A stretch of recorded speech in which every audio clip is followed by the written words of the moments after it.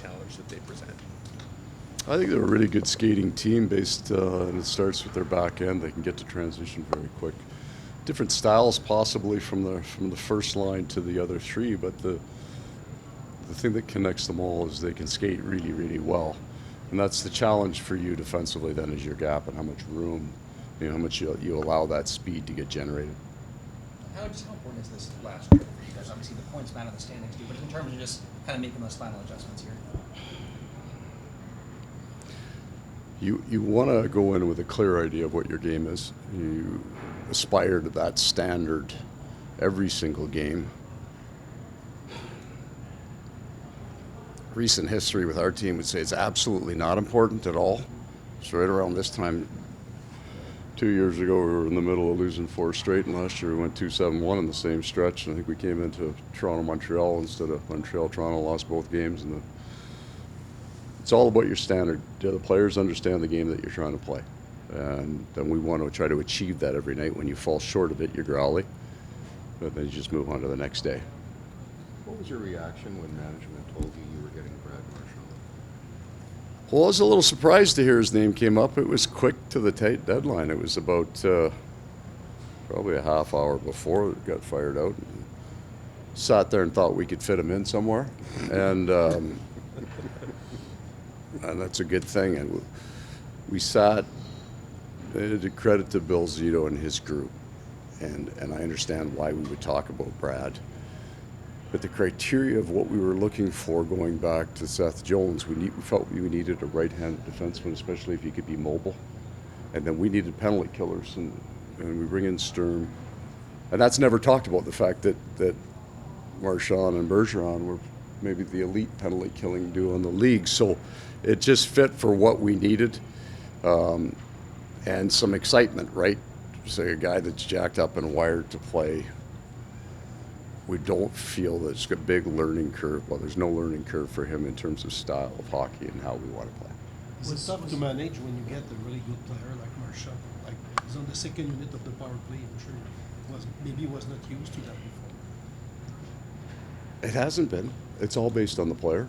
He just wants to come in and be a part of it. And the heart and soul kind of gamers, especially as they get to later in their career, just give me a chance to play. A version of Eric Stahl coming in, had been a captain, had won a Stanley Cup, won an Olympic gold, won all this. #1 power play guy, and he was a fourth-line center who killed penalties for us at the end and loved coming to the rink every single day. We added a real good player, for sure. But the biggest benefit is you add an excited veteran guy that knows he's not playing 10 more years, right? He's coming, he's on the back nine now, and those guys cherish every day at the rink.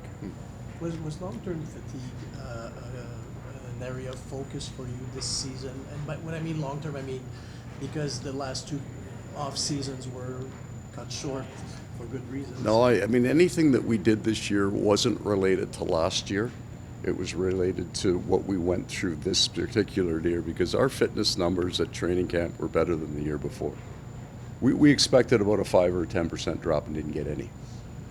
So these guys train hard. We've got an unusual schedule. I know that everybody does with the 4 nations, but we go to Finland. 14 sets of back-to-back, which really aren't an issue in this league. It's the rested-tired ratio that's the real problem. If you're under than the rested-tired ratio, you got a real problem. Or you just have an adversity that you have to deal with that half the league doesn't. So we've managed that. We went I think from the out of December, from December to the 4 nations break, we had 5 team practices. And then we've had 2, I believe, since then. So practice time has been a bit of a challenge for us, but nobody cares. Nobody cares. We're taking it, right? We'll play. We will take fatigue if we can have another season like the last 2. Nobody cares. On that subject, are you going to start to manage Bobrovsky a bit? Oh, that started at the start of the year. So maybe a better answer to your question was not for the players, but our goal was to keep Sergei under 55 this year, and we're going to be able to do that. I think I credit Robbie Tallis for this, because he schedules this stuff I think we flipped one game on him this year, and it was because he was his wife was having a baby, so we had to make a change in the rotation. That we have not come off rotation for our goaltender the entire year. So we wanted him under 55. I think we're gonna sit around. He's at 49, so he's gonna sit almost right on that. Paul, I'm just asking this because you have so many experiences in the NHL.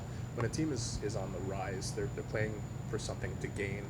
And when they arrive a little bit, they're for the first time kind of playing with something to lose. How does a team learn how to handle the pressure of that situation? How long does it take before they feel comfortable in a place where they don't worry as much about losing something and continue to try to gain things?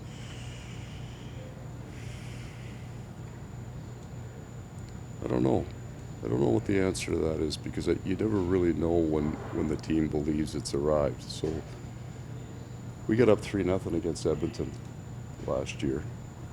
I think the pressure shifted to us, actually, because at that point Edmonton almost had nothing to lose.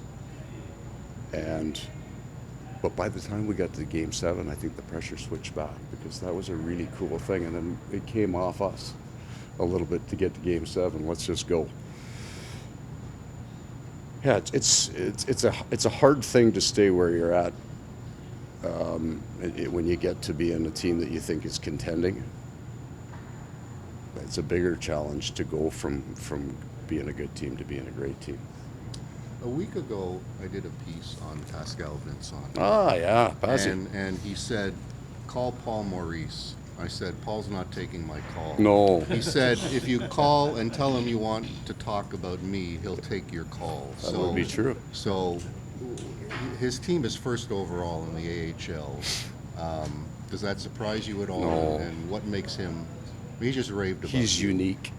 He is truly unique. He is what I would consider like a new age coach, but it doesn't, how do I explain this to you? So I didn't know Pascal Vincent at all, and I went into Winnipeg, and if you ask the man a question, he's going to pause, and then he's going to give you a really good, concise answer. It's not going to be 10 minutes long like my answer to this one. It'll be exactly what he's think. It's well thought out, and he will be convicted. He believes it. And then the next best part of that, if he doesn't know, that's exactly what he's going to say, and then he goes and he does a whole lot of work to find out. So his strength is he certainly understands the game, because he works at it and does the video and preps, and he knows everybody's systems, and he knows the technical part of the game, which we all have to have as a foundation. But his true strength is he can be really hard on a player and love them at the same time, and they will feel that.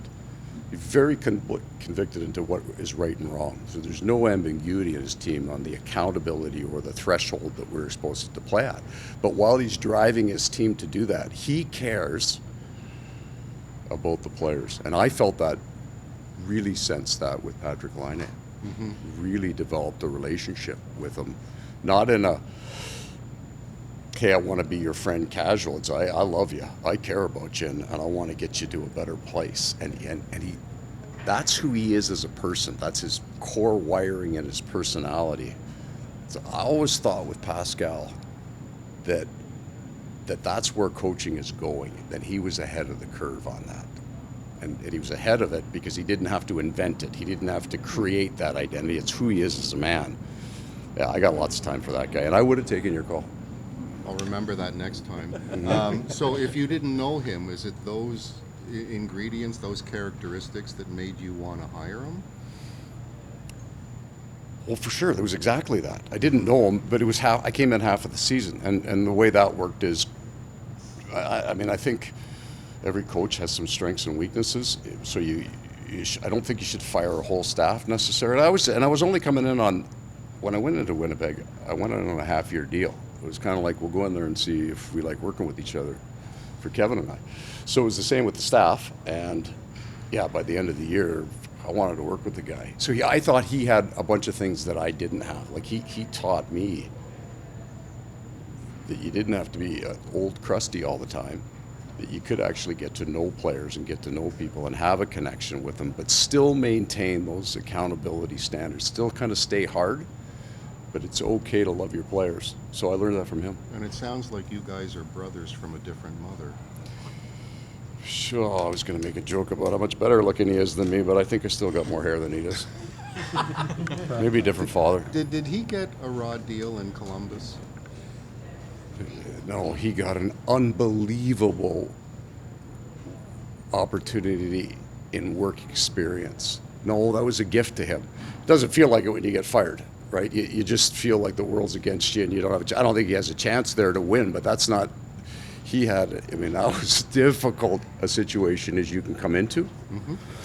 And where that program was, we've all been through it. The Florida Panthers have been through it. Every team in the league has been at the kind of at the bottom of the trough where you're just starting to build and become really strong. And no, the lessons he learned there are a gift to him.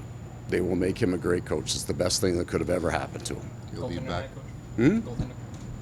Goaltender. Vanacek plays tonight. Did you want? He'll be back in the NHL.